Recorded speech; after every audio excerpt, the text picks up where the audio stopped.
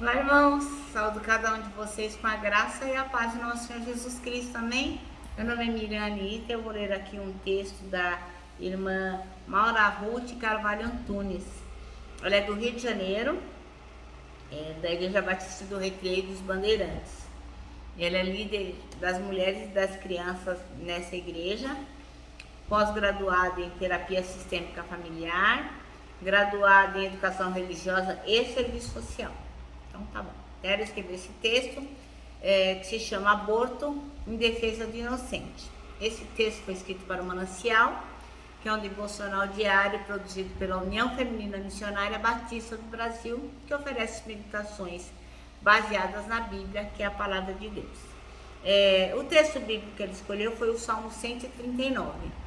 E é no Salmo 139 que os irmãos devem colocar toda a sua atenção, toda a sua reverência, buscando que o Senhor coloque no coração dos irmãos algo que seja necessário que os irmãos aprendam. De resto, eu vou ler o texto aqui da irmã Maura Ruth e contar para os irmãos aquilo que eu entendi, tá bom? Vamos orar? Senhor Jesus, que nós possamos aprender algo importante para a nossa vida e colocar em prática, que possamos entender o tema de hoje e que possamos defendê-lo, porque é importante a vida em qualquer estágio que ela estiver. Em teu nome que oramos, amém. Bom, irmãos, então o nosso tema de hoje é aborto. Eu não sei dizer por que a irmã Maura Ruth escolheu esse tema, até fiquei pensando se fosse alguma data ou alguma coisa, mas não entendi, né? A única coisa que aconteceu recentemente em relação ao aborto foi que agora, no dia 23 de fevereiro, o último passado,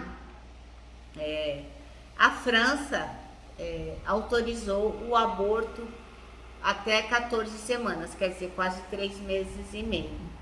Então, a França tem 577 deputados, mas só 101 resolveu votar nesta pauta, 60 pessoas foram a favor, 37 foram contra e 4 se abstiveram de dar opinião. O presidente Macron, Emmanuel Macron da França, é contra, mas ele disse que ia respeitar aquilo que os parlamentares decidissem. Então essa foi a última que aconteceu em relação ao aborto, mas a irmã Maura Ruth não teria como saber disso, porque essa decisão foi tomada agora e o texto foi escrito já no ano passado para ser publicado agora. Mas enfim, o aborto é um tema sempre recorrente, sempre importante, que nós cristãos temos que lutar contra o aborto, né? Porque temos que estar sempre em defesa do inocente. Então ela escolheu o Salmo 139, que não é curto, por isso é bom que os irmãos peguem a sua Bíblia e vamos ler juntinhos, tá bom? É um Salmo de Davi. Ó Senhor, tu examinas o meu coração e conheces tudo a meu respeito. Sabes quando eu me sento e quando me levanto. Mesmo de longe conheces os meus pensamentos. Tu me vês quando viajo e quando descanso. Sabes tudo que eu faço. Antes mesmo de eu falar, Senhor, sabes o que eu vou dizer. Vais adiante de mim e me segues. Põe sobre mim a tua mão. Esse conhecimento é maravilhoso demais para mim. É grande demais para eu compreender. É impossível escapar do teu espírito. Não há como fugir da sua presença. Se subo aos céus, lá estás. Se desço ao mundo dos mortos, lá estás também. Se eu tomar as asas do amanhecer, se habitar do outro lado do oceano, mesmo ali a tua mão me guiará. E tua força me sustentará. Eu poderia pedir a escuridão que me escondesse, e a luz ao meu redor que se tornasse noite. Mas nem mesmo na escuridão posso me esconder de ti. Para ti, a noite é tão clara como o dia, escuridão e luz são a mesma coisa. Tu formaste o meu interior e me tecestes no ventre da minha mãe. Eu te agradeço por me teres feito de modo tão extraordinário. Tuas obras são maravilhosas. E eu disse, eu sei muito bem. Tu me observas quando eu estava sendo formado em segredo, enquanto eu era tecido na escuridão. Tu me observavas quando eu estava sendo formado em segredo, enquanto eu era tecido na escuridão. Tu me viste quando ainda estava no ventre. Cada dia minha vida estava registrada em teu livro. Cada momento foi estabelecido quando ainda nenhum deles existia. Como são preciosos os teus pensamentos a meu respeito, ó Deus. É impossível enumerá-los. Não sou capaz de contá-los. São mais numerosos que os grãos de areia. E quando acordo, tu ainda estás comigo. Ó Deus, quem dera destruísse os perversos. Afastem-se de mim, assassinos. Eles blasfemam contra ti. Teus inimigos usam teu nome em vão. Acaso, Senhor, não devo odiar os que te odeiam? Não devo desprezar os que se opõem a ti? Sim, eu os odeio com todas as minhas forças, pois teus inimigos são os meus inimigos. Examina-me, ó Senhor, e conhece o meu coração. Prova-me e vê meus pensamentos. Mostra-me se há em mim algo que te ofende e conduz-me pelo caminho eterno. Amém? Bom, irmãos, então o nosso assunto é aborto e o versículo 16 é o versículo que a irmã escolheu, que diz assim: os teus olhos viram o meu corpo ainda informe, e no teu livro todas essas coisas foram escritas, as quais em continuação foram formadas, quando nem ainda uma delas havia. Então, o nosso objetivo, penso eu, como cristão, é orientar a respeito da defesa pela vida, é lutar sempre que possível para que as pessoas não cometam aborto, para que elas saibam que isso que elas estão fazendo é atentar contra a vida. Mas não é o nosso papel julgar ninguém. Cada um com seus problemas, irmãos. Então, assim, é muito, eu acho, né? É muito feio, é muito horrível, é muito desnecessário a gente julgar as pessoas.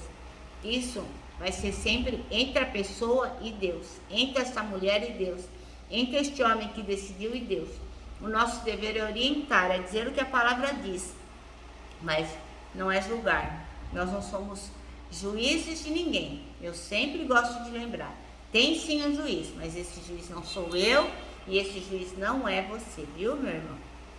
Bom, então, embora a Bíblia não trate especificamente sobre o aborto, né, naquela época não tinha essa questão, essa é uma questão contemporânea, ela considera claramente o feto como uma vida humana completa. A gente acabou de ler, né? Por isso, o feto ele tem que ser protegido, assim como qualquer outro ser humano. Ele entra em sofrimento, a mãe entra em sofrimento. Nós temos que ter misericórdia e temos que ouvir o que a palavra de Deus diz.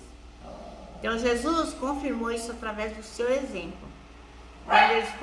Quando ele escolheu vir ao mundo na forma de um bebezinho. Ele poderia vir gigante, né? Mas ele veio como um bebê, em vez de vir como um adulto. Então, na época que a Maria falou para o José que ela estava grávida, em momento nenhum ele falou, então vamos abortar, né? Vamos se livrar, vamos fingir que está tudo certo e a gente casa e... Não. Então, Jesus veio como um bebê e queria que isso acontecesse desta forma.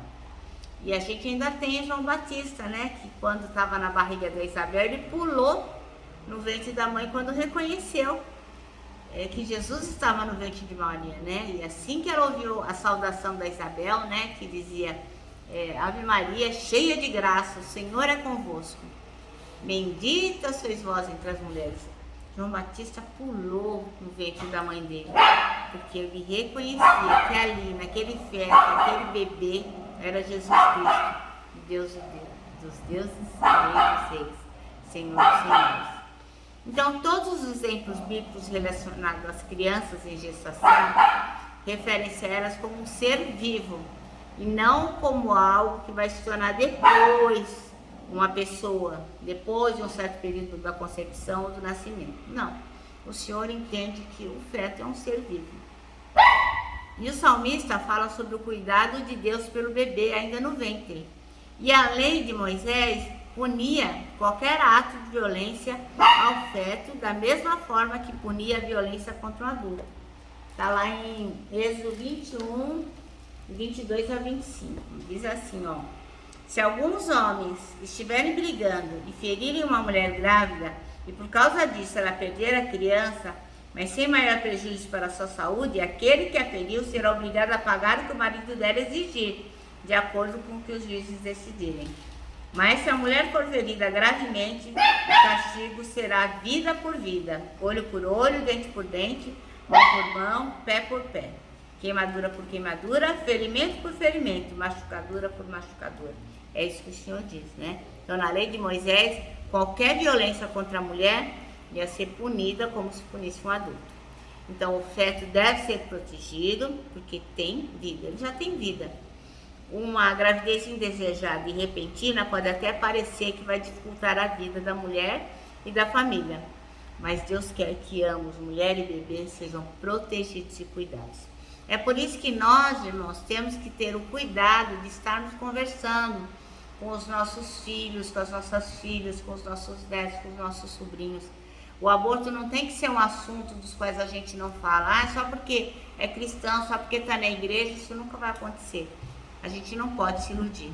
Nós temos que abordar todos os assuntos, porque eles são importantes. E esse especialmente diz respeito à vida. Então nós temos que abordar esse assunto com os nossos. Nosso manancial termina assim, olha. A existência é determinada na concepção, pois Deus já tem um plano para cada um de nós antes mesmo de nós nascermos.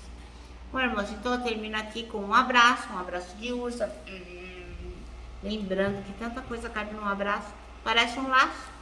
E quero lembrar os irmãos também que em 2022, você deve crer que os que esperam no Senhor terão suas forças renovadas. Eu termino aqui com minha palavra de ordem, que é gratidão.